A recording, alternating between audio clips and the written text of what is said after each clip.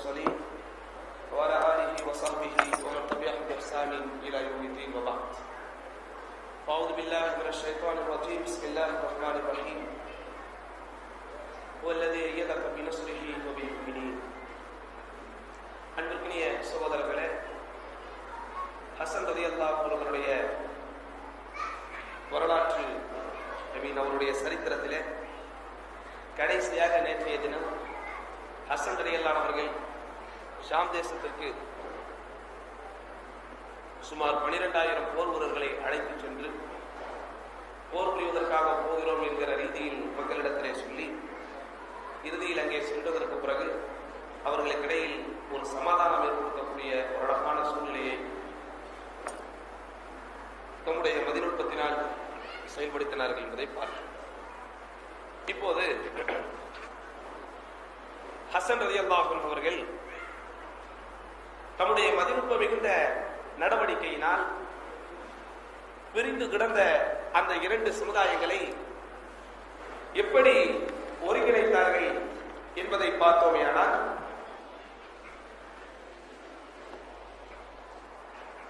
தாம் சமாதானத்திற்காக இருக்கிறோம், நமக்கிடையில் சமரச உடன்படிக்கை செய்து கொள்ளலாம் என்கிற ரீதியில் முஆவியா ரலியல்லாஹு அவர்களுக்கு ஹசன் ரலியல்லாஹு அவர்கள் ஆள் அனுப்பி விபரத்தை தெரிவிக்கிறார்கள். தெரிவிக்கும் போது என்ன நடைபெறுகிறது? அல்ஹம்துலில்லாஹ், 2 சாராருமே மிகவும் சந்தோஷத்திலே திளைத்து என்ன செய்கிறார்கள்? சமாதானத்திற்கு ஒரு பச்சை கொடி 2 தரப்பிலுமே காட்டப்படுகிறது. இப்போது ஹசன் ரலியல்லாஹு அவர்களுடைய பிரதிநிதிகள் முஆவியா ரலியல்லாஹு அவர்களை சந்திப்பதற்காக போய்கொண்டிருக்கிறார்கள். இவர்கள் போய்கொண்டிருக்கக்கூடிய நேரத்தில் தான் முஆவியா ரலியல்லாஹு அன்ஹு அம்ர் இப்னு ஆஸ் ரலியல்லாஹு அவர்களுடைய அவர்களையும் அழைத்துக் கொண்டு அவரும் ஒரு மிகப்பெரிய கூட்டத்தை கொண்டு வருகிறார். அப்ப 2 கூட்டங்களும் ஒன்றோடொன்று சந்திக்கிறது. அதுவரைக்கும் ஒன்றோடொன்று சந்திக்கல. இவர்கள் எல்லாருமே மதாயிர் என்கிற பக்கத்தில், ஷாம் தேசத்திற்கு பக்கத்தில் இருக்கிற மதாயிர் என்கிற இடத்தில் இவர்களுடைய கூடாரமும், மஸ்கன் என்கிற இடத்தில் வேறொரு படையினுடைய கூடாரமும் இருந்தது. அப்ப இங்கிருந்து இவர்கள் கிளம்ப, அங்கிருந்து அவர்கள் கிளம்ப, இருவரும் சந்திக்கக்கூடிய அந்த சென்டர் பாயிண்ட்ல 2 படைகளையும் ஒருவருக்கொருவர் பார்க்கிறார்கள். அப்போது 12,000 பேரை ஹசன் ரலியல்லாஹுடைய படையினர்களாக இருந்த காரணத்தினால் அம்ர் இப்னு ஆஸ் ரலியல்லாஹு அன்ஹு பக்கத்தில் இருந்த முஆவியா ரலியல்லாஹு அவர்களிடத்திலே ஒரு செய்தியை சொல்கிறார்கள். என்ன செய்தி? இன்னி லஅரா கசாயிப் லா துவல்லா ஹத்தா துக்தல அக்ரானுஹா. இங்க இருக்கிற சூழ்நிலைகளை நாம் பார்த்தோமேயானால், மீண்டும் ஒரு மிகப்பெரிய போர் நடந்து இங்க இருக்கக்கூடிய வீரர்கள் பல பேர் கொல்லப்பட்டுத்தான் இவர்கள் திருந்துவார்கள் போல இருக்கிறது எனக்கு இளவர் சொல்ல. அதாவது இவ்வளவு பேரை கூப்பிட்டு வந்திருக்கிறத பார்த்தா போர் நடந்து பல பேர் அங்கே கொல்லப்படுவார்கள் என்று நான் நினைக்கிறேன் அப்படின்னு அவர் சொன்ன உடனே முஆவியா ரலியல்லாஹு அவர்கள் சொல்லுகிறார்கள், ஐ அம்ரே, போர் நடைபெற வேண்டும், கொல்லப்பட வேண்டும் என்கிற ரீதியில் எதையும் சொல்லாதீர்கள். வயின் குத்தில ஹாவுலாயி வஹாவுலாயி, அவர்கள் கொல்லப்பட்டாலும் சரி, இவர்கள் கொல்லப்பட்டாலும் சரி, வஹாவுலாயி வஹாவுலாயி, இவர்கள் கொல்லப்பட்டாலும் சரி, அவர்கள் கொல்லப்பட்டாலும் சரி. 4 திசையை காட்டுறாங்க.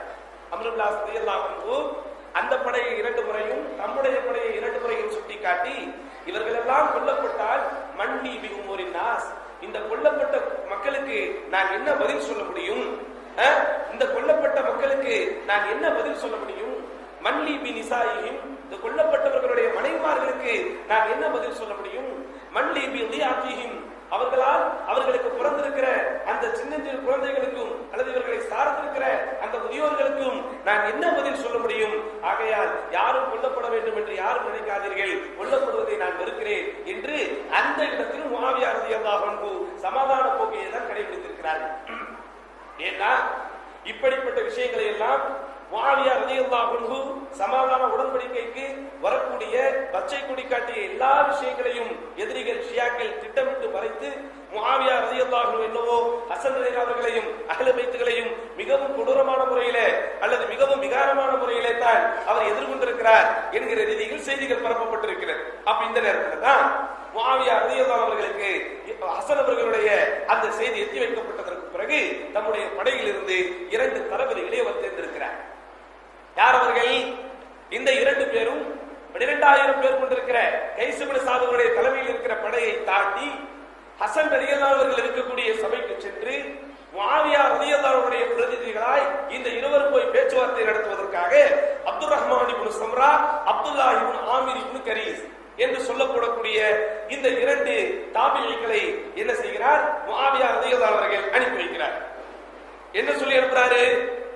இதஹபா இலா ஹாதர் ரஜுல், அந்த மனிதர் ஹசனிடத்திலே நீங்கள் செல்லுங்கள், பாரிதா அலைஹி, அவரிடத்திலே நம்முடைய நடவடிக்கைகளை எடுத்துச் சொல்லுங்கள், வகூலா லஹு வத்லுபா இலைஹி, அவரிடத்திலே பேசி என்னுடைய ரிக்வெஸ்டை, என்னுடைய வேண்டுகோளை அவரிடத்திலே தெரியப்படுத்துங்கள் என்று முஆவியா ரலியல்லாஹு அவர்கள் ஒத்து வந்து என்ன செய்கிறார்கள்? தம்முடைய பிரதிநிதிகளை அதிகாரப்பூர்வமாக அனுப்பி வைக்கிறார்கள்.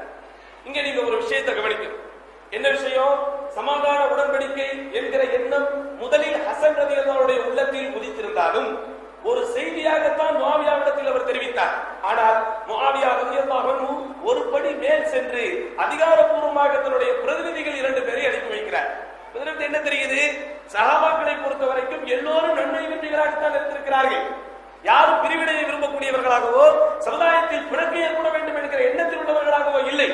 இடையில் சில கவாரிஜிகள் புகுந்து, முனாஃபிக்குகள் புகுந்து, அப்துல்லாவின் சபையின் வழித்தோன்றர்கள் புகுந்துதான் பிரச்சனைகளை கிளறிவிட்டார்களே தவிர சஹாபாக்கள் எல்லோரும் தூய்மையானவர்களாகத்தான் வாழ்ந்திருக்கிறார்கள் என்பதை சமுதாய மக்கள் புரிந்து கொள்ள வேண்டும். உடனே அந்த இருவரும் பாருங்கள், சுப்ஹானல்லாஹ், முஆவியாவின் படையிலும் எல்லோரும் நல்லவர்களாகத்தான் இருந்திருக்கிறார்கள்.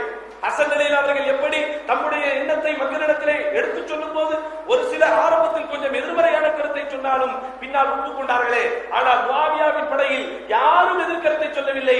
இவர் சொன்னவுடன் உடனே 2 பிரதிநிதிகள் என்ன செய்கிறார்கள்? ஹசன் ரலியல்லாஹு அவர்களை சந்திப்பதற்காக போகிறார்கள். அங்க போய் ஹசன் இடத்திலே பேச்சுவார்த்தை ஆரம்பிக்கிறது. ஹசன் ரலியல்லாஹு அன்ஹு சந்தோஷமாக பேச்சுவார்த்தை ஆரம்பிக்கிறார்கள். என்ன பேச்சுவார்த்தை நடைபெறுகிறது? சமாதானமாக நாம் போய்விடலாம், நமக்கிடையில் சண்டைகள் வேண்டாம், முஆவியா சமாதானத்திற்கு தயாராக இருக்கிறார், இந்த சமாதானத்தை நீங்கள் ஏற்றுக்கொள்வதற்கு என்ன நிபந்தனைகளை அவர் போட்டாலும் அதை அவர் நிறைவேற்றுவார், அதற்கு நாங்கள் பொறுப்பு அப்படின்னு உடனே ஹசன் அலி என்ன செய்கிறார்கள்? ஒரு சில நிபந்தனைகளை போட்டுவிட்டு இதற்கு அவர் ஒப்புக்கொண்டால் நாங்கள் சமாதானத்திற்கு வருகிறோம், இதற்கு அவர் ஒப்புக்கொண்டால் நாங்கள் சமாதானத்திற்கு வருகிறோம். சமாதானம்னா என்ன அர்த்தம் தெரியுமா? வெறுமனே போரை நிறுத்தி விடுதல் என்று நினைக்காதீர்கள். இங்கே சமாதானம் என்கிற வார்த்தைக்கு அர்த்தமே ஹசன் அலி அவர்கள் தன்னிடத்தில் இருக்கிற கலீஃபா என்கிற பொறுப்பை முஆவியா அவர்களிடத்தில் ஒப்படைத்து விட்டு ஆட்சி பதவியிலிருந்து தான் விலகிக் கொள்வது. அதனால்தான் ஹசன் அலி அவர்களை தியாகி என்று சொல்லுகிறோம். சமாதானம் என்பது வெறுமனே போர் நிறுத்தம் என்றோ அல்லது 5 ஆண்டுகளுக்கு 10 ஆண்டுகளுக்கு நமக்கு இடையில் சண்டைகள் வேண்டாம், சமரச உடன்பாடு கண்டு சமரசமாக போய்விடுவோம் என்கிற ரீதியில் சாதாரணமாக நடந்த பேச்சுவார்த்தை அல்ல அது. தன்னிடத்திலே தேடி வந்த அரச பதவி, தன்னிடத்திலே தேடி வந்த ஆட்சி பொறுப்பு, ஆட்சி பொறுப்பை தன் கண் முன்னால் வாழுகிற போது, இளமையோடு வாழுகிற போது, அதிகாரத்தை அனுபவிக்க வேண்டிய வயசு இருந்த போதே அதை இன்னொருவரிடத்திலே கொடுத்து விட்டு சமாதானமாக போகிறாரே, அப்படிப்பட்ட சமாதான உடன்படிக்கை. உடனே வந்திருந்த 2 பிரதிநிதிகளும் ஹசன் ரலியல்லாஹு அவர்கள் என்ன நிபந்தனைகளை எல்லாம் போட்டார்களோ எல்லா நிபந்தனைகளையும் அதை நிறைவேற்றி தர நாங்கள் பொறுப்பு, அதை நிறைவேற்றி தர நாங்கள் பொறுப்பு என்று சொன்னவுடன் ஹசன் ரலியல்லாஹு அவர்களுடைய மனதில் மிகப்பெரிய சந்தோஷம் வந்துவிட்டது. காரணம், பொதுவாக சண்டையில் இருக்கிற, சர்ச்சையில் இருக்கிற 2 பிரிவினர்களுக்கு மத்தியில் சமாதானம் ஏற்படுத்த போனால் இவர்கள் ஒரு நிபந்தனையை போடுவார்கள். சரி, இதை கொண்டு போய் அவரிடத்தில் பேசிவிட்டு வருகிறோம் என்று அங்க போவாங்க. அவங்க ஒன்று சொல்ல, இவங்க ஒன்று சொல்ல, இவர்கள் ஒன்று சொல்ல, அவர்கள் ஒன்று சொல்ல என்று அந்த சமாதான உடன்படிக்கை, சமரச உடன்படிக்கை உண்டான கால அவகாசம் நீடித்துக் கொண்டே செல்லும். ஆனால் இங்கே பாருங்கள், சமாதானத்தையும் சமரசத்தையும் உடனே உண்டு பண்ண வேண்டும் என்கிற ஆர்வம் 2 தரப்பினருக்கு மத்தியில் இருந்ததால் தான் ஒரே கட்ட பேச்சுவார்த்தையில் எல்லாம் முடிஞ்சிச்சு. இஸ்லாமிய வரலாறில் ஒரே கட்ட பேச்சுவார்த்தையில் இத்தனைக்கு முஆவியாவும் ஹசனும் கூட நேரடியாக வந்து பேசாமல் வெறுமனே முஆவியாவினால் அனுப்பப்பட்ட 2 பிரதிநிதிகள், அந்த 2 பிரதிநிதிகள் கூட ஆரம்ப காலத்தில் இஸ்லாத்திற்கு வந்த மூத்த சஹாபாக்கள் எல்லாம் அல்ல, ஒரு தாபியீன்கள் தான். அப்படிப்பட்டவர்களாக இருந்தாலும் ஒரே கட்ட பேச்சுவார்த்தையில், ஒரே மீட்டிங்கில் இத்தனை ஆண்டு கால சண்டைகளும் சச்சரவுகளும் முடிவுக்கு வந்தது. இங்கே ஹசன் அவர்கள் சந்தோஷமாக 2 அந்த பிரதிநிதிகளும் நீங்கள் சொல்லுகிற எல்லா நிபந்தனைகளையும் முஆவியாவை ஏற்க வைப்பது எங்கள் பொறுப்பு என்று சொல்லி சென்றவுடன் ஹசன் அவர்களுக்கு மிகப்பெரிய ஆனந்தமும் சந்தோஷம். உடனே தன்னுடைய மக்களுக்கு மத்தியில் ஹசன் அவர்கள் அறிவிப்பு செய்ய ஆரம்பிக்கிறார்கள். சமாதானமாக போக போகிறோம். சமாதானம் என்றால் இன்றிலிருந்து கலீஃபா யார் என்றால் முஆவியா, ஹசன் இப்னு அலி இப்னு அபீ தாலிப் ஆகிய நான் கலீஃபா அல்ல, உங்களுக்கும் ஷாம் தேச மக்கள் அல்ல, ஒட்டுமொத்த இஸ்லாமிய உலகத்திற்கும் இனி கலீஃபா முஆவியா தான் என்கிற ரீதியில் சொல்லும் போது அங்கே ஒரு சில சலசலப்பு வந்தது. நான் நேற்றை உங்களுக்கு சொன்னேன், நேற்றைய உரையில் பார்த்தோம், ஹசன் அலி அவர்கள் மதிநுட்பம் மிகுந்த அடிப்படையில் முதலில் இரண்டாம் கட்ட தலைவர்களையும் போர்ப்படைக்கு தலைமை தாங்கி செல்லக்கூடிய தளபதிகளிடத்தில் தான் முதலில் பேசி சரி கட்டினார். அதே போன்றுதான் இங்கேயும் ஒரு விவகாரம் நடைபெறுகிறது. என்ன விவகாரம்? 12,000 பேர்களை ஹசன் அலி அல்லாஹ் அன்ஹு கூட்டிக் கொண்டு வாருங்கள் என்கிற பொறுப்பை யாரிடத்தில் கொடுத்தார்கள் என்றால், அந்த கைஸ் இப்னு சாத் என்கிற அவருடைய தலைமையில் தான், அவர் ஒரு நபித்தோழர், அந்த நபித்தோழரின் தலைமையில் தான் கொடுத்தார்கள். ஹசன் அலி அவர்களிடத்தில் அவர்களோடு வந்த முக்கியஸ்தர்கள் தான் இருந்தார்களே தவிர போர் வீரர்களும் பொதுமக்களும் இந்த கைஸ் இப்னு சாத் அவர்களுடைய நேரடி கண்காணிப்பிலும் அவருடைய கட்டுப்பாட்டின் கீழும் தான் இருந்தார்கள். இந்த 12,000 மக்களுக்கு மத்தியில் இந்த விஷயத்தை பகிரங்கமாக அறிவிப்பு செய்ய வேண்டுமேயானால் அது யார் மூலமாகத்தான் செய்ய வேண்டும்? அந்த தளபதியின் மூலமாகத்தான் செய்ய வேண்டும். பாருங்க எவ்வளவு பெரிய சிஸ்டமேட்டிக். ஒரு அமைப்பை நடத்துகிறோம் என்றால், ஒரு ஆட்சியை நடத்துகிறோம் என்றால், மாநிலம், மாவட்டம், கிளை என்று இருக்கும் போது யார் யாரிடத்தில் பேச வேண்டும் என்கிற நிர்வாகத்தை கற்றுக் கொடுக்கிறார் ஹசன். நேரடியாக பொதுமக்களிடத்திலே வந்து தான் தானே ஜனாதிபதி, இப்படி ஒரு தீர்மானத்தை நாங்கள் எடுத்திருக்கிறோம் என்று பொதுமக்கள் முன்னிலையில் அந்த தீர்மானத்தை வாசிக்கவில்லை. தலைவரை கூப்பிடுகிறார், அந்த ஒரு பொறுப்பாளரை கூப்பிடுகிறார். ஒரு மாவட்ட நிர்வாகம் என்றால் மாவட்ட தலைவர் என்று இருக்குமே, ஒரு மண்டல நிர்வாகி என்றால் மண்டல நிர்வாகம் என்று இருக்குமே. அப்படிப்பட்ட அடிப்படையில் கைஸ் இப்னு சாதுக்கு ஆள் அனுப்பி தம்முடைய விஷயத்தை பகிரங்கமாக சொல்கிறார். என்ன விஷயம்? கைஸ் இப்னு சாத், போருக்காக நாம் மக்களை கூட்டிக் கொண்டு வந்தோம், ஆனால் இப்போது நாம் போர் செய்யக்கூடிய மனநிலையில் இல்லை, சமாதானம் இங்கே ஏற்பட்டாக வேண்டும், அதனால் கலீஃபாவாக இருக்கக்கூடிய பொறுப்பை நான் இதோ இப்போதே முஆவியாவிற்கு தாரை வார்த்து கொடுத்து விட போகிறேன், நீங்கள் அதற்கு ஒத்துக்கொள்ள வேண்டும் என்று சொல்கிறார். சொன்னவுடன் அங்கே செய்தி வருகிறது. எப்படி? அங்கிருக்கிற மக்கள் சொல்கிறார்கள், யார் குன்னா ஃபி முகத்தமத்தில் ஹசன் இப்னு அலி 12 அல்ஃபா, 12,000 வீரர்களாக வந்திருக்கிற நாங்கெல்லாம் துக்கத்தில் வசியாஃபுனா மினல் ஹத்தா, எங்களுடைய வாட்களை முனையை தீட்டிக் கொண்டு கூரான வாட்களை கையில் வைத்துக் கொண்டிருந்தோம் இந்த ஷாம் தேசத்து மக்களோடு போரிடுவதற்கு. ஆனால் அந்த நேரத்தில் ஹசன் முஆவியாவிற்கு பைஅத் செய்து கொடுக்க போகிறோம் என்கிற கருத்தை கைஸ் இப்னு சாதிரத்திலே சொன்னபோது கைஸ் அங்கே நிலை குலைந்து போய்விடுகிறார். ஏன்னா வர்ற வழியிலெல்லாம் இவர் மோட்டிவேஷன் பண்ணிக்கிட்டே வரார். ஒரு தளபதி எதற்காக நியமிக்கிறார்கள் என்றால், வரக்கூடியவர்கள் எந்த நிலையிலும் பலகீனப்பட்டு போய்விடக் கூடாது, உடல் ரீதியாகவும் மனோ ரீதியாகவும் எதிரிகளை போர்க்களத்தில் சந்திப்பதற்கு துணிவோடும் தைரியத்தோடும் இருக்க வைக்க வேண்டிய பொறுப்பு இந்த தளபதிக்குரியது. 5 நாள் 6 நாள் போரை பற்றியும் ஷாம் தேசத்து மக்களை பற்றியும் பேசி பேசி கொண்டு வந்திருக்கக்கூடிய சபையில 6வது நாள் திடீர்னு இப்படிப்பட்ட ஒரு அறிவிப்பை செய்ய வேண்டும்னா ஒரு தடுமாற்றம் வருமா வராதா? தடுமாற்றம் வருமா வராதா? உடனே அங்கே பாருங்கள், கைஸ் இப்னு சாத் தலைமைக்கு மாறு செய்யக்கூடாது, ஆனால் அதே நேரத்தில் தன்னை சார்ந்திருக்கிற மக்களை குழப்பத்தில் ஆழ்த்திவிடக் கூடாது என்பதற்காக அவர் ஒரு அழகான கருத்தை இங்கே சொல்கிறார். என்ன சொல்கிறார்? யா அய்யுஹன் நாஸ், மனிதர்களே, அதாக்கும் அம்ரான், உங்களிடத்தில் 2 விஷயம் வந்திருக்கிறது. லா புத்தலக்கும் மின் அஹதிஹிமா, அந்த 2இல் ஏதாவது ஒன்றை நாம் செய்தாக வேண்டும். இப்போது நாம் இருக்கிற இடத்தில், இப்போது நாம் இருக்கிற சந்தர்ப்பத்தில் 2 காரியங்களில் ஏதாவது ஒரு காரியத்தை செய்தாக வேண்டும். என்ன விஷயம்? ஒன்று துஹூலுன் ஃபில் ஃபித்னா, இன்னொன்று கத்லுன் மஅ கைரிஹிமா. ஒன்று போரிட்டு ஃபித்னாவில் நாம் நுழைந்து விடுவது, இல்லையே இமாம் இல்லாமல் நாம் செத்து மடிவது. இந்த 2இல் நீங்கள் எதை சொல்கிறீர்கள்? காரணம், ஹசன் இப்னு அலி பைஅத்தை முஆவியாவிற்கு செய்து கொடுத்து விட்டார் என்றால், இதனால் வரைக்கும் நாம் தலைவராக கண்டு கொண்டிருந்த ஹசன் அவரே இன்னொருவரின் தலைமையின் கீழ் இருக்கிறார் என்றால் நாமும் அந்த இமாமின் கீழ் தான் இருந்தாக வேண்டும். பாருங்க, ஜமாத்தினுடைய முக்கியத்துவத்தை சொல்கிறார். இன்றைக்கு முஸ்லிம்களாக வாழ்ந்து கொண்டிருக்கிற பெரும்பான்மை மக்களுக்கு ஜமாத் என்றால் என்னவென்று தெரிவதில்லை. பெரும்பான்மையான மக்கள் ஜமாத் என்பதையும் ஒரு ஜமாத்தின் தலைமை என்பதையும் கேலி கூத்தாகத்தான் பார்த்துக் கொண்டிருக்கிறோம். ஆனால் இத்தனை ஆண்டு கால பகை, தலைவர் தலைமை ஒரு முடிவெடுக்கும் போது அதற்கு மாற்று கருத்து நாம் செய்துவிட்டால் துஹூல் ஃபில் ஃபித்னா, நாம் ஃபித்னாவில் நுழைந்து விடுவோம் என்று சொல்லுகிறார். தலைவருக்கு மாற்றமாக நாம் செய்துவிட்டால் தலைமை இல்லாமல் நாம் அழிந்து போய்விடுவோம் என்று சொல்கிறார். காரணம், நபிகள் நாயகம் சொன்னார், யார் ஒரு முஸ்லிம் ஒரு தலைமை இல்லாமல் ஒரு இமாம் இல்லாமல் இறந்து போவானோ அவனுடைய மரணம் மீத்தத்துன் ஜாஹிலியா, அறியாமைக்கான மரணம் என்று சொன்னவுடன் எல்லா மக்களும் இங்கே உறைந்து போகக்கூடிய ஒரு சூழ்நிலை வந்தது. உடனே வரஜா அன்னாஸ் ஃபதாயஹு முஆவியா, கருத்து வேறுபாடு காட்டாமல் 12,000 மக்களும் கைஸ் இப்னு சாத் இப்னு உமாரா என்கிற ஒரே ஒரு மனிதர் செய்த ஒற்றை கோரிக்கையை ஏற்றுக்கொண்டு எல்லா மக்களும் அங்கே பைஅத் செய்து கொடுக்கிறார். எல்லா ஏன் தலைமை நமக்கு அவசியம்? தலைவரை மீறி போவது, ஒரு தலைவரை தாண்டி போவது, ஒரு கலீஃபாவை தாண்டி போவது என்பது ஷரியத்திற்கு செய்கிற துரோகம் என்பதை அவர்கள் உணர்ந்ததன் விளைவு தங்களுடைய மன இச்சையை தூக்கி போடுகிறார்கள். அதனால் வரை மனதில் வைத்திருந்த கோபத்தை தூக்கி போடுகிறார்கள். மனம் ஒன்று சொல்லும், எண்ணம் ஒன்று சொல்லும், மன இச்சை ஒன்று சொல்லும். ஆனால் ஷரியத் ஒன்றை சொல்லிவிட்டால் அதைத்தான் செய்ய வேண்டும் என்பதை யோகமித்த முடிவாக அவர்கள் ஏற்றுக்கொண்டு எல்லோரும் முஆவியாவிடத்திலே சென்று என்ன செய்கிறார்கள்? அங்கே அவருடைய தலைமையை ஏற்றுக்கொண்டு அவருக்கு பைஅத் செய்கிறார்கள். இப்போதுதான் சுப்ஹானல்லாஹில் அஸீம் சமாதானம் அதிகாரப்பூர்வமான அடிப்படையில் அத்தனை மக்களையும் ஆட்கொள்கிறது. ஃபித்னா முடிந்தது, சண்டை சச்சரவுகள் முடிந்தது.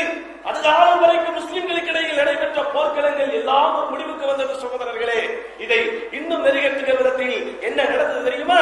ஹசன் ரலியல்லாஹு அன்ஹு தன்னுடைய ராணுவ முகாமை விட்டுவிட்டு, மதாயினை விட்டுவிட்டு நேராக கூஃபா என்கிற இடத்திற்கு போகிறது. படை கூஃபா என்கிற இடத்திற்கு போகிறது. அதே போன்று ஹசன் மதாயினை விட்டுவிட்டு அங்கே போகிறார். இவர்கள் எல்லாம் இந்த சுல்ஹாகிவிட்ட சமாதானமாகிவிட்ட விஷயத்தை எடுத்துக்கொண்டு முஆவியாவிடத்தில் போகிறார்கள். அங்கேதான் முஆவியாவும் ஹசனும் நேருக்கு நேர் சந்திக்கிறார்கள். ஏன்னா இவர்கள் முகாமிட்டிருந்த இடம் போர்க்களத்திற்காக முகாமிட்டிருந்த இடம். போர் இல்லை என்று முடிவாகிவிட்டவுடன் எல்லாரும் முகாமை காலி செய்துவிட்டு எல்லோரும் முஆவியாவர்கள் இருக்கக்கூடிய இடத்திற்கு போகக்கூடிய ஒரு சூழ்நிலை ஏற்படுகிறது. அங்கதான் சுப்ஹானல்லாஹில் அஸீம் நஹீலா என்கிற இடத்தில் இரண்டு படையும் ஒன்றோடொன்று சந்திக்கிறது. இரண்டு தலைவர்களும் ஒன்றோடொன்று சந்திக்கிறார்கள். கலீஃபாவாக இருந்த ஹசன் இப்போது கலீஃபாவாக ஆக போகிற முஆவியா இப்னு அபி சுஃபியான் ரலியல்லாஹு அன்ஹுமா இருவரும் அங்கே சந்திக்கிறார்கள். இமாம் ஷாபி அவர்கள் இந்த சம்பவத்தை அழகாக தன்னுடைய நூலிலே பதிவு செய்து நமக்கு அறிவிக்கிறார்கள். என்ன சொல்கிறார்கள்? ஹசன் ரலியல்லாஹு அவர்கள் நஹீலா என்கிற இடத்திற்கு வருகிறார். முஆவியா ரலியல்லாஹு அன்ஹு அவர்களும் நஹீலா என்கிற இடத்திற்கு வருகிறார். வந்த உடனே சமாதானமாகிய விஷயத்தை மக்களுக்கு யார் அறிவிப்பது? அது ஒரு விஷயம். ஒரு விஷயத்தை தீர்மானம் எடுக்கிறது மட்டும் பெருசு இல்ல. தீர்மானம் எடுத்து விட்டால் மக்களை சமாதானப்படுத்தக்கூடிய அடிப்படையில், மக்களின் மனோநிலை அங்கே ஒரு சாதகமான சூழ்நிலையில் வரவைக்கக்கூடிய அடிப்படையில் இந்த சமாதான தீர்மானத்தை வாசிப்பது யார்? சொன்ன உடனே முஆவியா அவர்தான் இப்போது கலீஃபாவாக போகிறார். ஆனால் அவர் முந்திக் கொண்டு சொல்லாமல் நேராக ஹசனிடத்திலே வருகிறார். ஹசனிடத்திலே வந்து இதா கானல்லா, இதை இருவரும் நாம் ஏற்றுக்கொண்டோமே, கும் ஃபகல்லிம் வஅக்பிரின் நாஸ் அன்னக இதா கத சல்லம்த ஹாதல் அமர் லி. பாருங்கள் ஹசன், நீங்கள் முடிவெடுத்த இந்த விஷயத்தை நாம் இருவரும் சமரச உடன்படிக்கை கொண்ட இந்த விஷயத்தை மக்களிடத்தில் நீங்களே எழுந்து அறிவியுங்கள். இங்க இன்னொரு விஷயம் இருக்கு. இஸ்லாமிய அரசியலை பொறுத்தவரைக்கும் எங்கேயும் எலெக்ஷன் கிடையாது, செலக்ஷன் தான். என்னை தலைவராக்குங்கள் என்று சொல்லுவது இஸ்லாமிய மரபு அல்ல. நான் தலைவராகி விட்டேன் என்று சொல்லுவதும் இஸ்லாமிய மரபு அல்ல. எப்படி? என்னை ஒருவர் என்ன செய்யணும்? முன்னிலைப்படுத்த வேண்டும். என்னை விட வயதில் மூத்தவர், என்னை விட அறிவில் மூத்தவர், அல்லது என்னோட சமநிலையில் இருக்கக்கூடியவர், என்னை முன்னிலைப்படுத்தக்கூடிய தகுதியில் உள்ளவர். ஓகே, சோ இவர்தான் நம்முடைய தலைவராக தேர்ந்தெடுக்கப்பட்டிருக்கிறார். இவரை நாம் தலைவராக தேர்ந்தெடுத்துவிட்டோம். அபூபக்கருடைய வரலாறு வந்து பாருங்க. அபூபக்கர் தன்னை தலைவர் என்று பிரகடனப்படுத்தினாரா? உமர் தன்னை தலைவர் என்று பிரகடனப்படுத்தினாரா? உஸ்மான் தன்னை தலைவர் என்று பிரகடனப்படுத்தினாரா? அலி தன்னை சொன்னாரா? ஹசன் தன்னை சொன்னாரா? ரலியல்லாஹு அன்ஹும் அஜ்மஈன், ரிضوانுல்லாஹி அலைஹிம் அஜ்மஈன். யாரும் தம்முடைய பெயரை தாமாக சொல்லவில்லை. அபூபக்கர் அவர்களை முன்னிலைப்படுத்தியது உமர். அவர்கள் மரணிக்கும் போது, அபூபக்கர் அவர்கள் மரணிக்கும் போது உமரை முன்னிலைப்படுத்தியது அபூபக்கர். அதே போன்று உமர் அவர்கள் மரணிக்கும் போது உஸ்மான் அவர்களை முன்னிலைப்படுத்தியது உமர். உஸ்மான் அவர்கள் மரணித்ததற்கு பிறகு அலியை முன்னிலைப்படுத்தியது அங்கிருக்கிற மதீனத்து மக்கள். அலி அவர்கள் மரணித்ததற்கு பிறகு ஹசன் அவர்களை முன்னிலைப்படுத்தியதும் ஈராக் மற்றும் மதீன தேசத்து மக்கள். இப்படி இஸ்லாமிய வரலாற்றை பார்த்து விட்டால், இஸ்லாமிய வரலாற்றில் ஒரு ரசூல் மட்டும் தான் தன்னை ரசூல் என்று சொல்லுவார். காரணம், அந்த பதவி அல்லாஹ்வின் புறத்திலிருந்து வந்தது. ஒரு நபி மட்டும் தான் நபி என்று சொல்லுவார். காரணம், அது அல்லாஹ்வின் புறத்திலிருந்து வந்தது. வஹி வரப்பட்டவர் மட்டும்தான் எனக்கு வஹி வந்திருக்கிறது என்று சொல்லுவார். காரணம், அது இறைவன் கொடுத்திருக்கிற பதவி. ஆனால் ஒரு சமுதாயத்திற்கு தலைவராக இருக்கக்கூடிய பதவி யாரும் நான் தான் உங்களுக்கு தலைவன், நான் என்னை நானே தலைவராக்கிக் கொண்டேன் என்று சொல்ல மாட்டோம். அப்படி யாரும் சொல்லவும் இல்லை. அப்படி ஒரு அழகான மரபை உருவாக்கி சென்றவர்கள் இந்த முன்னோர்கள் சகோதரர்களே. அப்படிப்பட்ட ஒரு அழகான மரபை இந்த உலகத்துக்கு தந்தாங்க.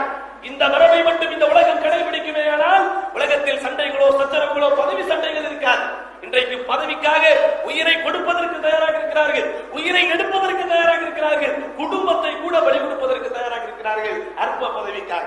ஆனா பாருங்கள், தேடி வந்த பதவியை, தானே தேடிக்கொண்ட பதவி அல்ல அது, தேடி வந்த பதவியை அங்கே மக்கள் முன்னிலையில் அறிமுகப்படுத்தும் போது, பிரகடனப்படுத்தும் போது முஆவியா ரலியல்லாஹு அன்ஹு சொல்கிறார்கள், ஹசன் இதை நீங்கள் சொன்னால் தான் இந்த சபைக்கு நல்லது. உடனே ஹசன் அவர்கள் எடுத்து ஒரு உணர்ச்சி பூர்வமான உரையை அங்கே நிகழ்த்துகிறார். ஒரு உணர்ச்சி பூர்வமான உரையை அங்கே நிகழ்த்துகிறார். என்ன சொன்னார்கள் தெரியுமா? ஹசன் அவர்கள் சொல்கிறார்கள், மிம்பரிலே ஏறுகிறார்கள், அல்லாஹ்வை புகழ்கிறார்கள், முஹம்மது ஸல்லல்லாஹு அலைஹி வஸல்லம் அவர்கள் மீது ஸலவாத் சொல்கிறார்கள். சொல்லிவிட்டு அம்மா பஅத், மக்களே அறிந்து கொள்ளுங்கள், அக்கியசுல் கைஸ் அத்துகா,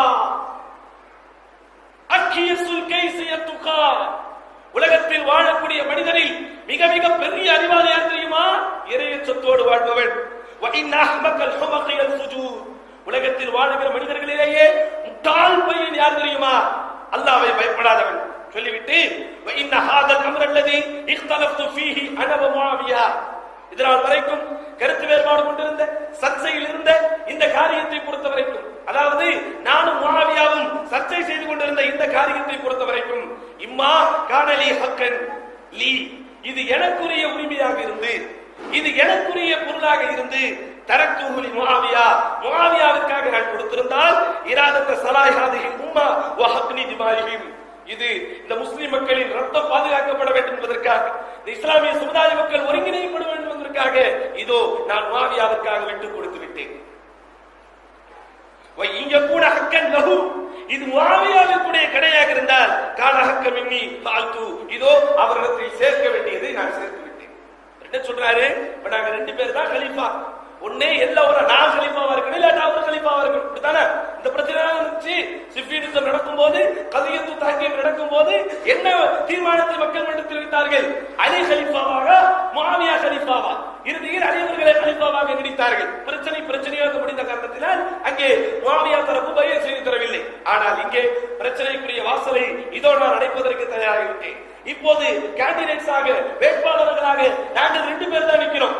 இது உண்மையிலேயே இந்த பதவி, இந்த சொத்து எனக்குரியதாக இருந்தால் நான் இதை விட்டு கொடுத்துட்டேன், இனி யாரும் வாய்ப்பு கொடுத்தார். இது அவருக்குரியதாக இருந்தால் இதோ அவரிடத்தில் நான் சேர்த்து விட்டேன், இந்த அநியாயத்திலிருந்து நான் தப்பித்து விட்டேன் என்று அங்கே என்ன செய்கிறார்கள்? ஹசன் ரலியல்லாஹு அன்ஹு அவர்கள் தம்முடைய அந்த ஹிலாஃபத் என்கிற அந்த பொறுப்பை, கலீஃபா என்கிற பதவியை அங்கே கொடுத்து விட்டு அங்கே சமுதாயம் சமாதானத்தில் வந்தது, சமுதாயம் சமரசத்தை கண்டது. அதனால் வரைக்கும் ஜபல் சிஃபீன் என்று ஃபித்னாக்களில் உருண்டோடி கொண்டிருந்த சமுதாயம் முதன்முறையாக பெருமானாரின் முன்னறிவிப்பின்படி, பெருமானாரின் பேரப்பிள்ளை ஹசன் இப்னு அலி ரலியல்லாஹு அன்ஹுமா அவர்கள் மூலம் ஒரு சமாதானம் அங்கே திரும்பி வந்தது. எல்லாருடைய முகத்திலும் சந்தோஷம். ஷாம் தேசத்திற்கும் மதீனா தேசத்திற்கும் மக்கள் போய் அந்த போக்குவரத்து தொடர்பு கம்மியாக இருந்தது, அது அதிகரிக்கப்பட்டது. அந்த விஷயத்தை நம்ம பின்னாடி பார்க்கலாம். அதற்கு முன்னாடி என்ன நிபந்தனையை போட்டு இருவரும் சேர்ந்தார்கள் அதையும் பார்க்கணும். ஏன்னா இரண்டு ஜமாத்துகள் இணைகிறது என்றால், இரண்டு தலைவர்கள் இணைகிறார்கள் என்றால் அங்கே பெரும்பாலும் என்ன இருக்கு தெரியுமா? பதவி பங்கீடு தான். தலைவர் நீனா, பொதுச் செயலாளர் நான், துணை செயலாளர் நான், துணை தலைவர் நீ, பொருளாளர் என்னையா செய்யறது? 6 மாசத்துக்கு நீ, 6 மாசத்துக்கு நான், இப்படித்தான் முடிவுக்கு வருவார்கள். ஆனால் இங்கே இவர்கள் கண்ட முடிவு என்ன தெரியுமா? இங்கே நிபந்தனைகளை வைத்தது ஹசன். நிபந்தனை அவர் போட வேண்டும். ஏன்?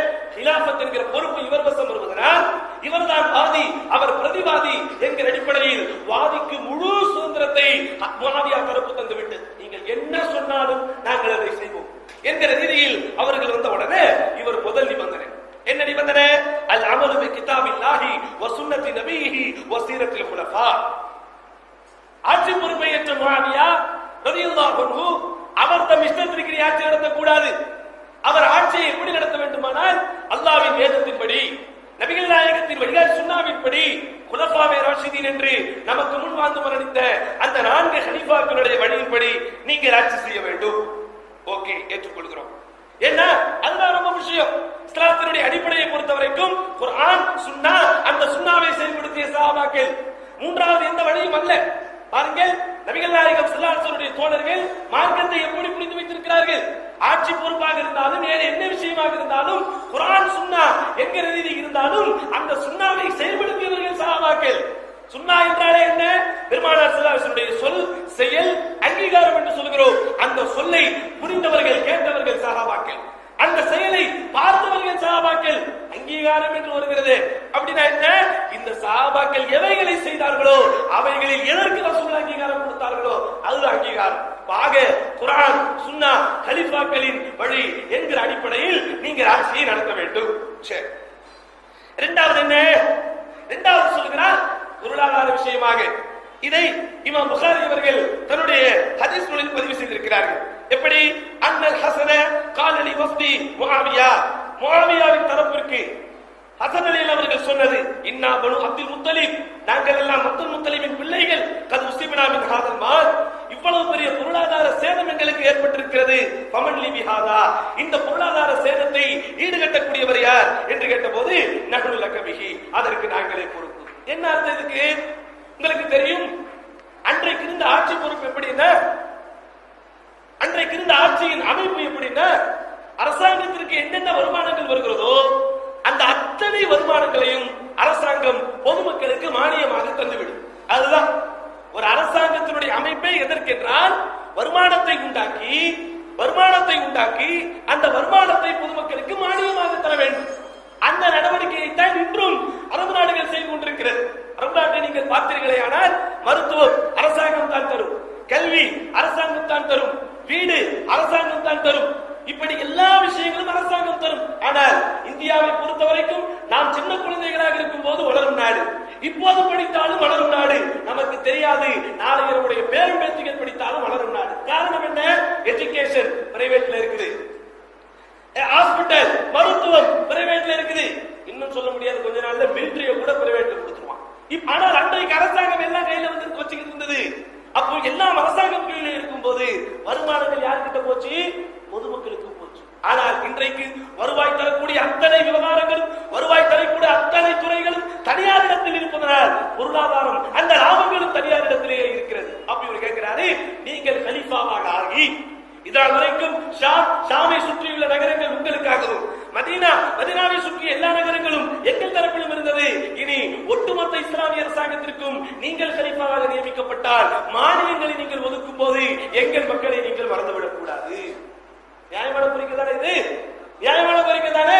அப்ப மானியங்களை நீங்கள் தருகிறோம் என்கிற ரீதியில வரக்கூடிய உபாயம் பொறுத்த வரைக்கும் அதை நீங்கள் பங்கிட்டு கொடுக்கும் போது உங்கள் மக்களுக்கு மட்டும் நீங்கள் கொடுத்து எங்கள் மக்களை நீங்கள் நன்றாற்றில் விட்டு விட்டால் அதை ஏற்றுக்கொள்ள முடியாது என்ற ரீதியில் சொல்லும் போது அதையும் முஆவியார் ஒத்துக் கொள்கிறார்கள். எந்த அளவுக்கு என்றால் சுப்ஹானல்லாஹ் வரலாற்று செய்தியில் வருகிறது, இந்த உடன்படிக்கைக்கு முஆவியா ரலியல்லாஹு அன்ஹு எப்படி ஒரு உயிரோட்டமான ஒரு முன்வைப்படுத்தினார் என்றால், உயிரோட்டமான ஒரு தீர்மானத்தை அதை செயல்படுத்தினார் என்றால், தம் மக்களுக்கு தருவதை விட அதிகமாக ஹஸன் ரலியல்லாஹு அவர்கள் தரப்பிற்கு தான் அவர் தந்திருக்கிறார் என்பதை இமாம்கள் நமக்கு பதிவு செய்கிறார்கள். இது இரண்டாவது. மூணாவது என்ன? மூன்றாவது உடன்படிக்கையை பொறுத்த வரைக்கும் சொல்லுகிறார்கள், அந்த நாஸ் குல்லுஹும் ஆமினூன், மனிதர்கள் இனி எல்லாருமே, நம்முடைய மக்கள் இனி எல்லாருமே பாதுகாப்பை அனுபவிக்க வேண்டும். யாரும் இதனால் வரைக்கும் நடந்த சண்டைகள் எல்லாம் போகட்டும். இனி ஆட்சி பொறுப்பை ஏற்றியதற்கு பிறகு யாரும் நீங்கள் எந்த குற்றச்சாட்டை சொல்லி பிடித்து விட்டு போகக்கூடாது. அப்படின்னா என்ன?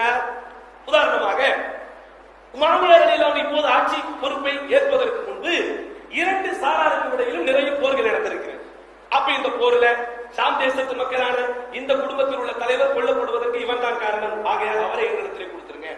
இந்த போரிலே இவர் தான் நிறைய பேரை கொண்டாரு, அதனால அவரை கொடுங்க என்று இந்த படையில் இதனால் வரைக்கும் போர்க்களத்தில் ஈடுபட்ட யாரையும் நீங்கள் குற்றவாளிகள் லிஸ்டில் சேர்க்கக்கூடாது.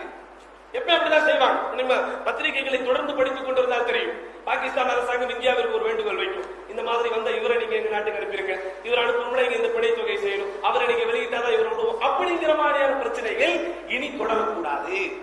எந்த அளவிற்கு அவர்கள் தெளிவாக பேசினார்கள். ஆனால் பொறுப்பை இனி உங்களிடத்திலே கொடுத்து விட்டோம், இனி மீண்டும் உஸ்மான் ரலியல்லாஹு அவர்களை கொன்றவர்களை நாங்கள் பழி தீர்க்க வேண்டும், அதனால் அந்த சைட போராட்டம் தான் பேசக்கூடாது. இப்போ பிரச்சனை எதுல வந்துச்சு? உஸ்மான் ரலியல்லாஹு அவர்களை கொன்றவர்களை நாங்கள் தண்டித்தாக வேண்டும், அவர்களுக்கு தண்டனை வாங்கி தர வேண்டும், அவர்கள் விஷயத்தில் சட்டம் தன் கடமையை செய்ய வேண்டும் என்பதற்காகத்தானே சர்ச்சைகள் ஆரம்பித்தது. இனி ஆட்சி பொறுப்பில் நீங்கள் வந்து விட்டீர்கள், அதனால் இனி அதற்கு பிறகு இங்கே வந்துவிட்டு மதீனாவில் இந்த குடும்பத்தை சேர்ந்தவர் அதில் தலையிட்டிருக்கிறார், இவர் இதில் தலையிட்டிருக்கிறார் என்கிற ரீதியில் பழைய கேசுகளை நீங்கள் புரட்டக்கூடாது. நீங்க செய்யறானா இல்லையா? இவன் ரூலிங் பார்ட்டியா இருப்பான், 5 வருஷம் முடிஞ்ச உடனே இவன் வந்து செய்யற முத வேலை அந்த மந்திரி எல்லாம் தூக்கி உள்ள போடு, அந்த எம்எல்ஏ எல்லாம் தூக்கி உள்ள போடு, அங்க ரைட விடு, அங்க இன்கம் டாக்ஸ் நடத்து சொல்ற காரணம் ஷைத்தான் அப்படிப்பட்ட எண்ணங்களை கொண்டு வந்து விடுவான். ஆனால் முஆவியா ரலியல்லாஹு அவர்களோ இல்லை, அப்படி எதுவும் நடக்காது, அதற்கும் நான் பொறுப்பு என்று அவர்கள் சொல்லிவிடுகிறார்கள். அடுத்து நாலாவது விஷயம் என்ன? இதுதான் மிகவும் முக்கியமான விஷயம் சகோதரர்களே, இதுதான் ரொம்ப முக்கியமான விஷயம். இந்த விஷயத்தில் தான் மிகப்பெரிய பிரச்சனைகள் பின்னால் வெடித்தது. நாலாவது என்ன சொல்றாரு? இப்போ கலீஃபாவாக இன்றைய மக்கள் ஏகோபித்த அடிப்படையில் தேர்ந்தெடுத்திருக்கிறார்கள். நான் சமாதானம் கருதி, சமரசம் கருதி, மக்கள் நன்மை நாடி என்னுடைய பொறுப்பை உங்களிடத்தில் கொடுத்து விட்டு உங்களை நான் கலீஃபாவாக ஆக்கிவிட்டேன். ஆனால் உங்களுக்கு பிறகு தேர்ந்தெடுக்கப்படக்கூடிய கலீஃபா மஷூராவின் அடிப்படையில் தான் தேர்ந்தெடுக்கப்பட வேண்டும். இந்த பாயிண்ட் நல்லா மனசுல வச்சுக்கோங்க. இதை புரிஞ்சாதான் அடுத்த வரலாறு உங்களுக்கு புரியும். என்ன சொல்றாங்க? முதல் விஷயம், அதாவது முதல் நிபந்தனையை பொறுத்த வரைக்கும் குர்ஆன் சுன்னா அடிப்படையில், இரண்டாவது நிபந்தனையை பொறுத்த வரைக்கும் பொருளாதார விஷயம், மூன்றாவது நிபந்தனையை பொறுத்த வரைக்கும் பழைய கேஸுக்கு பழைய ஃபைலுக்கு புரட்டக்கூடாது. நான்காவது விஷயத்தை பொறுத்த வரைக்கும் முஆவியா இப்னு அபி சுஃபியான் ஆகிய நீங்கள் இனி கலீஃபா, உங்களுக்கு பிறகு தேர்ந்தெடுக்கப்படக்கூடிய கலீஃபா ஷூராவின் அடிப்படையில் தான், மஷூராவின் அடிப்படையில் தான், செயற்குழுவை கூட்டித்தான் முடிவு செய்ய வேண்டும், நீங்கள் உங்கள் இஷ்டத்திற்கு செய்துவிடக் கூடாது என்கிற அடிப்படையில் என்ன செய்து விடுகிறார்கள்? ஹசன் அவர்கள் சொல்கிறார்கள். அதற்கும் அவர்கள் ஒப்புக்கொண்டு அவர்களும் இதுவும் சரி என்கிற ரீதியில் ஒத்து வந்ததற்கு பிறகுதான் சுப்ஹானல்லாஹ் அலீம் சமாதானம், சமரசம் தன்னுடைய கிளைகளை, தன்னுடைய கனிகளை அந்த உலக மக்கள் எல்லா முஸ்லிம்களுக்கும் தந்தது. எல்லா பிரச்சனைகளையும் சார்பானது. எந்த அளவிற்கு இந்த சமரசமும் சமாதானமும் அங்கே நீடித்தது, நிலைத்தது என்றால் பழையபடி இஸ்லாமிய வெற்றிகள் குவிய ஆரம்பித்தன. எப்படி அபூபக்கரின் ஆட்சி காலத்தில் இஸ்லாமிய எல்லை பிரிந்ததோ, உமருடைய ஆட்சி காலத்தில் இஸ்லாமிய நாட்டின் வரைபடம் பெரிதானதோ, உஸ்மானுடைய ஆட்சி காலத்தில் முதலாவது ஆண்டு காலத்தில் இஸ்லாமிய வரைபடம் இன்னும் பெரிதானதோ, அதே போன்று மீண்டும் ஹசன் அவர்கள் முஆவியா அவர்களிடத்திலே தம்முடைய பொறுப்பை கொடுத்ததற்கு பிறகு கடல் வழியில் மாபெரும் புரட்சி ஏற்பட்டது. இஸ்லாமிய சாம்ராஜ்யம் இன்னும் இன்னும் விரிவானது. கான்ஸ்டான்டினோபிள் என்று சொன்னேன், இன்று இஸ்தான்புல், அந்த நாடு இன்னும் மெருகேறியது. இப்படி முஆவியா அவர்கள் ஆட்சி பொறுப்பில் முழு கவனத்தை செலுத்த ஆரம்பித்தார். கவர்னர்களை எல்லா இடங்களுக்கும் அனுப்புகிறார். இஸ்லாமிய அவர் அறிவுறுத்திய, அவர் அறிமுகப்படுத்திய இன்னொரு விஷயம் தெரியுமா? ஒவ்வொரு மாகாணத்திலும் 2 பொறுப்பாளர்களை நியமிக்கிறார். ஒரு பொறுப்பாளர் கடுமையான முறையில் நடந்து கொள்ள வேண்டும், இன்னொரு பொறுப்பாளரோ கனிவான முறையில் நடந்து கொள்ள வேண்டும் என்கிற அடிப்படையில் பொறுப்பாளர்களை அங்கங்கே அனுப்புகிறார். இஸ்லாமிய நாடு, இஸ்லாமிய ஆட்சி சூடு பிடிக்கிறது. மீண்டும் இஸ்லாமிய வளர்ச்சி உலகத்தை ஆச்சரியத்தில் ஆழ்த்துகிறது. இது ஷாம் தேசத்து சார்பாக இவர் செய்யக்கூடியது. ஹசன் என்ன செஞ்சாரு? சுப்ஹானல்லாஹ், இல்ல அவரும் சும்மா இல்ல, தலைவராகத்தான் அவர் இல்லையே தவிர அவர் கல்வி புரட்சியை உண்டாக்க ஆரம்பித்து விட்டார். அவர் நேரடியாக மக்கா மதீனாவிற்கு சென்று, மதீனாவிலிருந்து மீண்டும் மக்காவிற்கு சென்று அப்துல்லா பின் உமர், அப்துல்லா பின் அப்பாஸ் போன்ற மூத்த சஹாபிகளை வைத்து இஸ்லாமிய இன்ஸ்டிடியூட்களை அவர் ஆரம்பிக்கிறார். பள்ளிவாசல்கள் எல்லாம் இஸ்லாமிய மாணவர்களால் நிரம்ப ஆரம்பித்தது. அந்த நேரத்தில் தான் பல இமாம்கள் உருவானார்கள், பல தாபியீன்கள், முஃபஸ்ஸிர்கள் உருவானார்கள். இஸ்லாமிய மார்க்கத்திற்கு ஒரு புது உயிரோட்டம் வந்தது. இஸ்லாமிய மாணவர்கள் ஆங்காங்கே உருவாக ஆரம்பித்தார்கள். தலபுல் இல்ம் ஃபரீதத்துன் அலா குல்லி முஸ்லிம், மார்க்கப்படி மார்க்க கல்வியை தேடுவது மார்க்கத்தை இருக்கிற அனைவர் மீதும் கடமை என்கிற பொன்மொழிக்கு ஒரு மிகப்பெரிய உயிரோட்டத்தை ஹசன் அவர்கள் தருகிறார். அது மட்டுமல்ல, இங்க மூன்றாவது ஒரு மிகப்பெரிய நன்மை ஏற்பட்டுச்சு. என்ன தெரியுமா? இருவருக்கும் இடையில் சிந்து முடிந்து கொண்டிருந்த ஹவாரிஜிகளுக்கு வேலை இல்லாமல் ஆனது. கேஸ் புடி எவையவெல்லாம் இருக்கிறோம், எல்லாருக்கும் ஏகப்பாடு, எல்லா வேலையும் குண்டாஸ். எவையவெல்லாம் ஹவாரிஜிகளாக இருந்தாலும், இனி இந்த ஃபித்னாவை உண்டாக்கக்கூடியவர்களாக இருந்தாலும் எல்லார் மீதும் சட்டம் சரமாரியாக பாய ஆரம்பித்தது. எல்லா ஹவாரிஜிகளும் ஒடுக்கப்பட்டார்கள். அந்த நேரத்தில் தான் ஹசன் அவர்களிடத்திலே இந்த ஹவாரிஜிகளுக்கு எதிராக மிகப்பெரிய நடவடிக்கைகளை தம்முடைய தரப்பில் அவரும் முஆவியா ரலியல்லாஹு தம்முடைய தரப்பிலும் செய்ய ஆரம்பித்து அந்த மதீனா நகரம், ஷாம் தேசமும் அதை சுற்றியுள்ள எல்லா இஸ்லாமிய நாடுகளும் தூய்மையானது சகோதரர்களே. அது ஒரு வரலாற்றின் வசந்த காலமாக இருந்தது. பொன்னெடுத்துக்களால் பொறிக்கப்பட வேண்டிய சூழ்நிலை இருந்தது. எல்லோரும் சந்தோஷமாக இருந்தார்கள். குறிப்பாக அப்துல்லா இப்னு அப்பாஸ் மிகப்பெரிய ஆலிமாக, மிகப்பெரிய காவியாக, மிகப்பெரிய மாமேந்தியாக திகழ்ந்த அவர் மூலம் ஆயிரக்கணக்கான மாணவர்கள் பயன்பெறக்கூடிய ஒரு சூழ்நிலை அந்த நேரத்தில் தான் ஏற்பட்டது. இங்கே இன்னும் அங்கே ஏற்பட்டது. ஹசன் ரலியல்லாஹு அன்ஹு ஆட்சி பொறுப்பை முஆவியா ரலியல்லாஹு அவர்களிடத்தில் கொடுத்துவிட்டு தன்னோடு இருக்கிற எல்லா சஹாபாக்களையும் எல்லா தோழர்களையும் கூட்டிக் கொண்டு வந்து நேரடியாக மதீனாவில் தங்குகிறார். ஆனால் அத்தோடு மட்டுமில்லாமல் மதீனாவில் மிகப்பெரிய உலமாக்கள் டீம் அங்கே ஃபார்ம் ஆக்கப்படுகிறது. குறிப்பா மக்காவை விட மதீனாவில் தான் உலமாக்கள் அணி மிகவும் வலுப்படுத்தப்பட்டது. Abdullah bin Abbas, Jabir bin Abdullah, Abu Saeed al-Khudri, Abu Hurairah ரலியல்லாஹு அன்ஹு, அதே போன்று அப்துல்லா பின் உமர் போன்றவர்கள் எல்லாம் தலை தூக்க ஆரம்பிக்கிறார்கள். அதனால் வரைக்கும் ஃபித்னாவில் நாம் நுழைய மாட்டோம் என்று அமைதியாக இருந்தார்கள் இந்த தோழர்கள். இந்த சண்டை சச்சரவுகளில் எதுவும் நாங்கள் பேச மாட்டோம் என்று அரசியல் நடவடிக்கைகளிலிருந்து, ராணுவ நடவடிக்கைகளிலிருந்து தம்மை ஓரங்கட்டி ஒதுக்கி வைத்துக் கொண்டிருந்த இந்த தோழர்கள் சமாதானம் இரண்டு நாடுகளுக்கு மத்தியிலும் சமரசம் மீண்டும் வந்து விட்டது என்பதை புரிந்தவுடன் இந்த சஹாபாக்கள் எல்லாம் மார்க்க பணியை செய்வதற்கு பீனிக்ஸ் பறவையாய் பறந்து வந்து அகில உலகமும் மார்க்கத்தை பரப்பக்கூடிய ஒரு சூழ்நிலை ஏற்பட்டது. இந்த நேரத்தில் இந்த சமரசம் என்பதும் இந்த சமாதானம் என்பதும் ஒரு பேச்சுக்காக இருக்கக்கூடாது. அது உண்மையிலேயே உயிரோட்டமாக இருந்தால் தான் நாளைய சந்ததிகளும் இதை ஃபாலோ செய்யும் என்பதை உணர்ந்த முஆவியாவின் தரப்பு அடிக்கடி மதீனாவிற்கு வர ஆரம்பித்தது. முஆவியா ரலியல்லாஹு அன்ஹு ஹசன் அவர்களை சந்திக்க ஆரம்பித்தார்கள். ஹசன் அவர்கள் முஆவியாவை சந்திப்பார்கள். ஹசன் அவர்களோடு சம்பந்தப்பட்டிருந்த பனு ஹாஷிம் என்கிற அந்த மக்கள் முஆவியாவின் ஆட்சி காலத்தில் கௌரவிக்கப்பட்டார்கள். அவர்களுக்கு கிட்டத்தட்ட பல அன்பளிப்புகள் 4000 தங்க காசுகள் போன்ற தொகைகளில் அவர்களுக்கு அன்பளிப்புகள் வழங்கப்பட்டது. இப்படிப்பட்ட அடிப்படையில் முஆவியா ரலியல்லாஹு அன்ஹு அவர்களும் ஹசன் ரலியல்லாஹு அவர்களும் ஹுசைன் ரலியல்லாஹு அவர்களும் ஒருவரை ஒருவர் அவ்வப்போது சந்தித்துக் கொண்டு அங்கே அவர்களுக்கு இடையில் இருந்த அந்த சமாதானம் இன்னும் அதிகரித்து எல்லோரும் சந்தோஷமாக இருக்கக்கூடிய ஒரு சூழ்நிலை வந்தது. இந்த நேரத்தில் தான் மதீனா நகரில் ஹசன் ரலியல்லாஹு அன்ஹு ஆட்சி பொறுப்பை கொடுத்ததற்கு பிறகு ஆட்சி சம்பந்தப்பட்ட எந்த விஷயத்திலும் அவர் தலையிடாமல் இருந்தார். சகோதரர்களே, அதுதான் ஒரு தலைவருடைய பண்பு. வேருக்கு பொறுப்பை கொடுத்து விட்டு அவரை செய்ய முடியாத ஊமையாக அவர் வைக்கவில்லை. வேருக்கு ஒருவரை தலைவராக்கிவிட்டு தன்னுடைய ஆதிக்கத்தையும் தன்னுடைய தலையிடையும் கடைசி வரைக்கும் நுழைக்கக்கூடிய இந்த உலக தலைவராக அவர் இல்லை. கொடுத்து விட்டோமா, அவர்கள் சுதந்திரமாக செயல்பட்டு விட்டு போகட்டும். அகில பைத்துக்காக உயிர் கொடுக்கக்கூடிய ஆயிரக்கணக்கான போர் வீரர்கள் அவர் கையில். அகில பைத்து பேரப்பிள்ளை இந்த ஹசன் அவர்களுக்காக உயிரையே தருவதற்கு ஆயிரக்கணக்கான குடும்பங்கள் அவர் கையில். எல்லாம் இருந்தும் கூட இனி உங்கள் தலைவர் முஆவியா அவர் சொல்வதைத்தான் நீங்கள் கேட்க வேண்டும் என்று சொல்லி மதீனாவில் அவர் மார்க்கப்பணியில் தீவிரம் காட்ட ஆரம்பிக்கிறார். அந்த நேரத்தில் தான் அங்கொன்றும் இங்கொன்றும் இருந்த ஹவாரிஜிகளில் சிலர் திட்டமிட்டு ஹசன் ரலியல்லாஹு அவர்களுக்கு அவ்வப்போது விஷம் கலந்த உணவை தர ஆரம்பித்தார்கள்.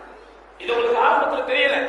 எப்படி அவர்கள் பிளான் போட்டு கொடுத்தார்கள் என்றால், பிளான் போட்டு செஞ்சாங்கன்னா, அதாவது அந்த ஒரு கொஞ்சம் கொஞ்சமாக விஷத்தை ஏற்றி கொஞ்சம் கொஞ்சமாக ஸ்லோ பாய்சன் என்று சொல்லுவோமே, அப்படிப்பட்ட ஸ்லோ பாய்சன் உணவுகளை ஹசன் ரலியல்லாஹு அவர்களுக்கு தர ஆரம்பித்தார்கள். ஹசன் அவர்கள் வில்லாத்தியாக அதை குறித்து எந்த விதமான எச்சரிக்கை உணர்வும் இல்லாமல் அவர் கிடைக்கக்கூடிய அந்த விஷயங்களை அவ்வப்போது அவர்கள் சாப்பிட்டுக் கொண்டிருக்கும் போது ஒரு முறை கடுமையான விஷம் வைக்கப்பட்ட ஒரு உணவு ஹசன் அவர்களுக்கு கிடைக்கிறது. சகோதரர்களே, எந்த அளவிற்கு தெரியுமா? அந்த விஷம் என்பது அவருடைய வயிற்று பகுதியில் ஒரு மிகப்பெரிய பிரச்சனையை உண்டாக்குகிறது. அவருடைய உடல் பகுதிக்கு ஒரு மிகப்பெரிய பிரச்சனை உண்டாக்குகிறது. அப்போது அவருக்கு மருத்துவம் பார்க்க வந்த அந்த டாக்டர், அன்றைக்கு இருந்த மருத்துவர், அவரை பார்த்து சொல்லுகிறார், ஹாதா ரஜுலுன் கத் கத்ர அஸ்ஸம் அமாஹு. இதோ இந்த மனிதர், இவர் சாப்பிட்டு இருந்த உணவு, அந்த உணவில் இருந்த விஷம் இவருடைய குடலை முற்றிலுமாக அறுத்து விட்டது. இது இவர் உயிர் பிழைக்கப் போவதில்லை என்கிற ரீதியில் அங்கே ஹசன் அவர்களை பரிசோதித்த மருத்துவர் அவருடைய நிலையை குறித்து சொல்கிறார். இந்த நேரத்தில் தான் இவருக்கு விஷம் வைத்தது முஆவியாவின் தரப்பு என்று சில கவாரிஜிகள் பிரச்சனையை கிளப்ப ஆரம்பித்தார்கள். ஆனால் அன்றைக்கு இருந்த மூத்த சஹாபிகள் அந்த எல்லா பிரச்சனைகளும் சால்வ் செய்கிறார்கள். ஆனால் அந்த விஷம், இவர்கள் சாப்பிட்ட விஷம் அவரை இன்னும் அவருடைய உடல் நலத்திற்கு மிகப்பெரிய குறைவை உண்டு பண்ணி கடைசியில் மரணப்படுக்கையின் நெருக்கத்திற்கு அவர் போகிறார். அல்லாஹ் சுப்ஹானஹு வ தஆலா அவருடைய பேரருளின் பிரகாரம், பெருமானார் ஸல்லல்லாஹு அலைஹி வஸல்லம் முன்னறிவிப்பின் பிரகாரம் சண்டை போட்டுக் கொண்டிருந்த சமுதாயத்திற்கு மத்தியிலே சமாதானத்தை ஏற்படுத்திய உயிர் அப்போது ஊசலாடி கொண்டிருந்தது. சமரசத்தை உண்டாக்கி, சமரச பேச்சுவார்த்தையை நடத்தி, அதில் தீர்வை ஏற்படுத்தி, அதில் வெற்றி கண்ட அந்த சமாதானம் புறா இன்னும் கொஞ்ச நேரத்தில் ஓய்வெடுக்கக்கூடிய ஒரு சூழ்நிலை வந்தது. அப்போதுதான் ஹசன் ரலியல்லாஹு அன்ஹு ஹுசைன் ரலியல்லாஹு அன்ஹு இடத்திலே சொல்கிறார்கள், வசியத்து செய்கிறார்கள், லா தகாஃபு திமா ஃபஇன் خفتم الدماء فلا تهرقوا في الدماء ادفنوني في مقابر المسلمين. ஹுசைனிடத்திலே வசியத் செய்கிறார், ஹுசைனே, எனக்கு பிறகு சண்டைகள் வந்துவிடக் கூடாது, எனக்கு பிறகு சச்சரவுகள் வந்துவிடக் கூடாது. என்னை முஸ்லிம்களுடைய பொது மையவாடியிலேயே நீங்கள் என்ன செய்யுங்கள், என்னை நீங்கள் அடக்கம் செய்யுங்கள். உடனே அபூ ஹுரைரா ரலியல்லாஹு அவர்கள் சொல்கிறார்கள், அன்ஷுதுக்கல்லாஹ் வஸியத் அஹி ஃபஇன்னல் கௌம் லன் யதுஊக ஹத்தா யகூன பைனக்கும் திமா. இப்போது அங்கே என்ன நடைபெறுகிறது என்றால், அபூ ஹுரைரா ரலியல்லாஹு அன்ஹு, அபூ ஹுரைரா ரலியல்லாஹு அன்ஹு, அப்துல்லா பின் உமர், அப்துல்லா பின் அப்பாஸ் போன்ற மூத்த தோழர்கள் தான் ஹசனுக்கு பக்கத்தில் இருந்தார்கள். அங்கே ஹசன் ரலியல்லாஹு அன்ஹு ஒரு ரிக்வெஸ்ட் வைக்கிறாங்க. என்னுடைய மௌத்தை நான் உணர்றேன், அதாவது என்னுடைய பொதுவான மையவாடியில் அடக்கம் செய்யுங்கள் என்றவர்கள் கடைசியில் சொன்னாலும் ஆரம்பத்தில் தன்னுடைய ஆசையை வெளிப்படுத்தினார். என்ன ஆசையை வெளிப்படுத்தினாரு? நான் மரணித்ததற்கு பிறகு என்னுடைய தந்தை, அதாவது ரசூல் ஸல்லல்லாஹு அலைஹி வஸல்லம் பேரை சொல்லி, அது தவறு இல்லை, தாத்தாவை தந்தை என்று சொல்லலாம். ரசூல்லா கூட ஒரு கட்டத்தில் என்ன சொல்லியிருக்கிறாங்க? அன இப்னு அப்துல் முத்தலிப், நான் அப்துல் முத்தலிபின் பிள்ளையாகும் என்று சொல்லி இருக்கிறார்கள். ரசூலுல்லாஹுடைய வாப்பா அப்துல்லா, அப்துல்லாவுடைய வாப்பா தான் அப்துல் முத்தலிப். ஆனால் ஒரு விஷயத்திற்காக வேண்டி, ஒரு கண்ணியத்தை காட்டுவதற்காக வேண்டி தகப்பனை பெற்றெடுத்த தகப்பனை, அதாவது நம்முடைய சொந்த தாத்தாவை தகப்பனின் ரீதியில் சொல்வது தவறல்ல. அப்போ அவர் சொல்றாரு, நான் என்னுடைய தந்தை, என்னுடைய பாட்டனாருக்கு பக்கத்திலேயே அடக்கம் செய்யப்படுவதை விரும்புகிறேன், தயவு செய்து எனக்கு நீங்கள் அதை செய்யுங்கள் என்று ஹுசைனிடத்தில் வசியத்தை போல் செய்கிறார். ஹுசைன் ஏற்கனவே நமக்கு தெரியும், மிகவும் துடிப்பான இளைஞர். அண்ணன் இந்த கடைசி ஆசையை நிறைவேற்றுவதற்காக வேண்டி அவர் என்ன செய்கிறார்? அது செய்யலாம் என்கிற நிலையில் இருக்கும் போதுதான் இந்த மூத்த சஹாபாக்கள் குறுக்கிடுகிறார்கள். குறிப்பாக அபூ ஹுரைரா ரலியல்லாஹு அன்ஹு, ஜாபிர் இப்னு அப்துல்லா, அப்துல்லா பின் உமர், அப்துல்லா பின் ஜாஃபர், இஸ்மாயில் இப்னு மஹ்ரமா போன்ற எல்லோரும் என்ன செய்கிறார்கள்? ஹுசைனை அங்கே கண்டிக்கிறார்கள். எதற்காக அங்கே கண்டிக்கிறார்கள்? ஏனென்றால் இவருக்கு முன்பு இறந்த அலி அங்கே அடக்கம் செய்யப்படவில்லை, அவருக்கு முன்பு இறந்த உஸ்மான் அங்கே அடக்கம் செய்யப்படவில்லை. அங்கே அடக்கம் செய்யப்பட்டது ரசூலுல்லாஹ், ரசூலுல்லாஹ்வுக்கு பக்கத்தில் அபூபக்கர், அபூபக்கருக்கு பக்கத்தில் உஸ்மான். அப்ப இந்த இருவருக்கு பிறகு மூத்தவர்கள் அடக்கம் செய்யப்படவில்லை எனும்போது இளையவராகிய உங்களை அடக்கம் செய்தால் அது நாளைக்கு ஏதேனும் ஒரு பிரச்சனைகள் பின்விளைவுகள் ஏற்படும். ஆதலால் உங்கள் அண்ணனை இங்கே அடக்கம் செய்யக்கூடாது என்று தம்பியிடத்தில் கனிவோடு சொல்கிறார். பாருங்க சொல்றாங்க, சஹாபாக்கள் ஒருவர் மீது வைத்திருந்த மரியாதை, ஒருவர் மீது வைத்திருந்த மரியாதை எந்த வகையிலும் யாரும் இந்த சஹாபாக்களுடைய நன்மதிப்புக்கு ஒரு குறைவோ கலங்கமோ ஏற்படுத்திவிட முடியாத அளவிற்கு அங்கே அவர்கள் மிகவும் கனகச்சிதமான முறையில் அங்கே நடவடிக்கையில் ஈடுபட்டார்கள். காரணம், இங்கே எந்த அளவிற்கு இங்கே பிரச்சனைகள் வருகிறது தெரியுமா? இங்கே குறிப்பாக ஹசன் இப்னு அலி ரலியல்லாஹு அன்ஹு அவர்கள் தாம் பெருமானார் ஸல்லல்லாஹு அலைஹி வஸல்லம் பக்கத்தில் அடக்கம் செய்யப்பட வேண்டும் என்கிற ஆசையை தெரிவித்த போது ஹுசைன் ஓடி போய் அன்னை ஆயிஷாவிடத்தில் சொன்னார்களாம். ஆனால் ஆயிஷா ரலியல்லாஹு அன்ஹா இல்லை, ஒருபோதும் முடியாது, இங்கே ரசூலுல்லாஹ், அபூபக்கர், உமர் ஆகிய மூவருக்கு தான் இடம், நால்வருக்கு இடமே கிடையாது. ஏனென்றால் நமக்கு நன்றாக தெரியும், நபிகள் நாயகம் ஸல்லல்லாஹு அலைஹி வஸல்லம் ஆயிஷா ரலியல்லாஹு அன்ஹாவுடைய மடியில் ஆயிஷாவின் இல்லத்தில் தான் இறந்தார்கள். நபிமார்களை பொறுத்தவரைக்கும் இறந்த இடம் தான் அவர்களுக்கு என்னது? கபர்ஸ்தான். இறந்த இடம் தான் அவர்களுக்கு அடக்கஸ்தலம். ஆகையால் இந்த இடத்தில் ஹசனுக்கு ஒருபோதும் நான் தரமாட்டேன் என்கிற ரீதியில் அவர்கள் மறுத்தார்கள் என்றெல்லாம் இந்த ஷியாக்கள் எழுதி வைத்திருக்கிறார்கள். ஆனால் உண்மையில் அப்படி இல்லை சகோதரர்களே, உண்மையில் அப்படி அல்ல. இவர்கள் ஆயிஷா ரலியல்லாஹு அன்ஹா இடத்திலே கேட்டபோது அதினத்தில் ஹசன் தன்னுடைய அறையில் ஹசன் அடக்கம் செய்யப்படுவதற்கு பரிபூர்ணமான அனுமதி அவர்கள் தரத்தான் செய்தார்கள். ஆனால் மூத்த சஹாபாக்களாக இருந்தவர்கள் தான் என்ன செய்தார்கள்? ஹசன் மீது உள்ள வெறுப்பில் அல்ல, நாளைய வரலாறு ஹசனை தப்பாக பேசிவிடக் கூடாது. ஏனென்றால் இஸ்லாத்தை பொறுத்தவரைக்கும் சீனியாரிட்டிக்கு என்று ஒரு சில மரியாதை இருக்கிறது. திருக்குர்ஆனை நீங்கள் படித்து பார்த்தால் அல்லாஹ் சஹாபாக்கள் எல்லோரையும் ரலியல்லாஹு அன்ஹும் என்று வைத்திருந்தாலும் கூட அதிலும் அல்லாஹ் ஒரு பாகுபாட்டை வைக்கிறான். எப்படி? லா யஸ்தவி மின்கும் மன் அன்ஃபக கப்லில் ஃபதல் வ காத்தல் உலாயிக லஹும் அஅதமு தரஜத்தன் மினல்லதீன அன்ஃபகு வ காத்தலு. ஈமான் கொண்ட விசுவாசிகளே, ஃபத்ஹ் மக்காவிற்கு முன்பு உங்களின் இஸ்லாத்தை ஏற்றவர்களும் இஸ்லாத்திற்காக செலவு செய்தவர்களும் அதற்கு பிறகு இஸ்லாத்தை ஏற்றவர்களும் செலவு செய்தவர்களும் ஒருபோதும் சமமாக மாட்டார்கள். ஆனால் குல்லன் வஅதல்லாஹுல் ஹுஸ்னா, இந்த இரு சாராருக்குமே அல்லாஹ் நன்மையை வைத்திருக்கிறான். அப்ப அல்லாஹ் எல்லா சாபிகளுக்கும் நன்மையை வைத்திருந்தாலும் மூத்தவர்கள் தான் வஸாபிகூன சாபிகூன் உலாயிகல் முகர்ரபூன், முந்தியவர்கள் அவர்கள் தான் இறைவனுக்கு மிகவும் நெருக்கமானவர்கள் என்கிற ரீதியில் வசனங்களை எடுத்து காட்டி, உங்களை விட மூத்தவரான உஸ்மான் அங்கே அடக்கம் செய்யப்படவில்லை, உங்களை விட மூத்தவர் அலி அங்கே அடக்கம் செய்யப்படவில்லை, ஆகையால் இவர் ஹசன் அங்கே அடக்கம் செய்யப்படக்கூடாது என்கிற விஷயத்தை அங்கே அவர்கள் எடுத்து சொன்னவுடன் எல்லோரும் அதை ஏற்றுக்கொண்டு ஹசன் இப்னு அலி இப்னு அபீ தாலிப் ரலியல்லாஹு அன்ஹு அங்கே என்ன செய்கிறார்கள்? முஸ்லிம்களுடைய பொது மையவாடியில் அங்கே அடக்கம் செய்யப்படுகிறார். அவருடைய வஃபாத்தை பொறுத்தவரைக்கும் வரலாற்று ஆசிரியர்கள் சொல்லும் போது ஹிஜ்ரி 51ஆம் ஆண்டில் அவர் அங்கே என்ன செய்யப்படுகிறார்?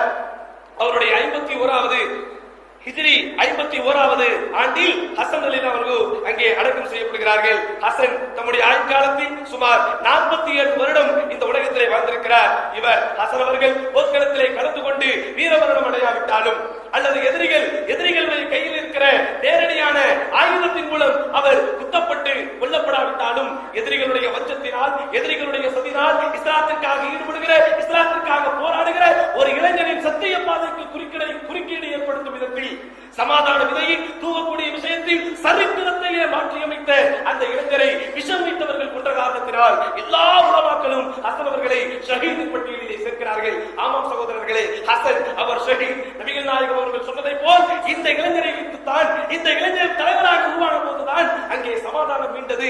சமாதானம் மீண்டதற்கு பிறகுதான் அங்கே சரித்திரமே மாற்றப்பட்டது. சரித்திரம் மாற்றப்பட்டதன் விளைவு அங்கே ஏகப்பட்ட அறிஞர்களும் உலமாக்களும் உருவானார்கள். முஸ்லிம் மக்களுக்கு மத்தியில் சமாதானம் உருவானது. ஹசன் ரலியல்லாஹு அன்ஹு இந்த சமுதாய மக்களுக்கு மிகப்பெரிய ஒரு விஷயத்தை சொத்தாக கொடுத்து விட்டு போனார்கள். அதுதான் இஸ்லாமிய சமுதாய மக்களுக்கு மத்தியில் உள்ள ஒருமைப்பாடு.